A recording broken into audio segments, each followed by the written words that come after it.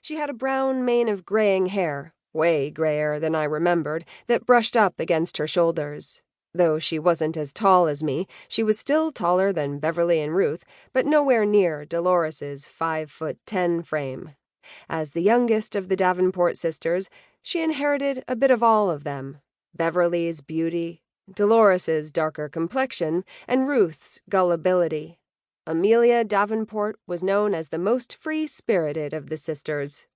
Free-spirited? She was a narcissist who refused to live up to her responsibilities, namely me. Everyone said I looked like my mother, and I never really gave it much thought until right now. What we shared in looks, we differed in personality. She was selfish and vain, with an excessive need for drama, and I was nothing like her. How does that saying go again? You don't pick your parents? If I could have, I would have picked Ned and Caitlin Stark. How did you sleep, Tessa? Dolores removed her reading glasses and looked up at me. I know we've neglected that part of Davenport House for a long time, she said as she flipped her long gray braid back over her shoulder. She had hard features, sharpened by the passage of years, though her dark eyes were bright and confident.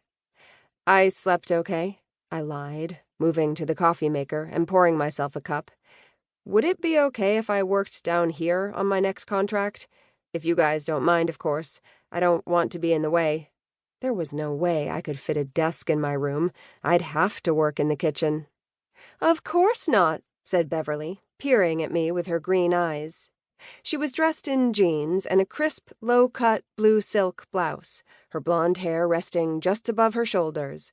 Her makeup was flawless, which made me think she'd mastered a spell for it over the years.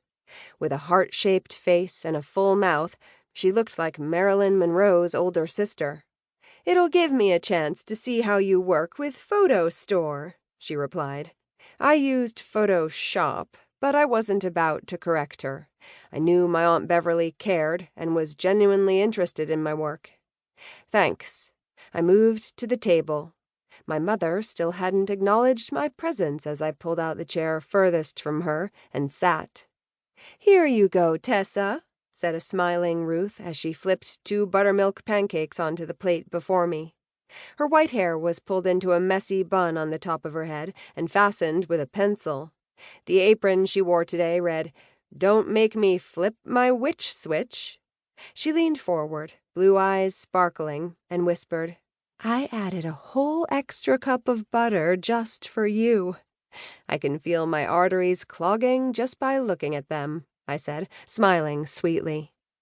Ruth beamed as she went back to the stove.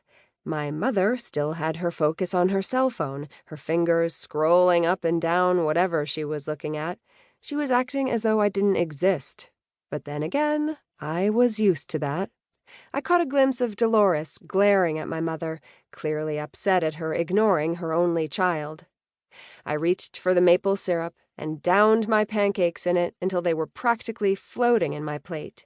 I tore into my pancakes and moaned as my taste buds exploded in my mouth. I'd missed Ruth's famous pancakes yesterday with my mother showing up. I'd lost my appetite, but you could bet your ass I was going to make up for it today. All those images you put together and manipulate, I find it fascinating, Beverly was saying as I finished my first pancake and tore into the other. You're so talented. I wish I was an artist. What am I talking about? She laughed and gave a wave of her hand. Of course I'm an artist. My body is my canvas. I pose naked at least 4 times a week. She smiled wickedly. Dolores pursed her lips. Naked decoupage doesn't make you an artist, Beverly. It makes you a slut. Ruth snorted. You two are so funny. I'm so happy we're all back together again, and right before Christmas, too. More pancakes, Tessa? Ruth spun around with a frying pan still in one hand as she scooped up the golden pancake with a spatula. I smiled, lifting my plate, careful not to spill the maple syrup. Yes, please. She's already had 2. My mother placed her phone on the table. Now I can see why she's gotten so fat.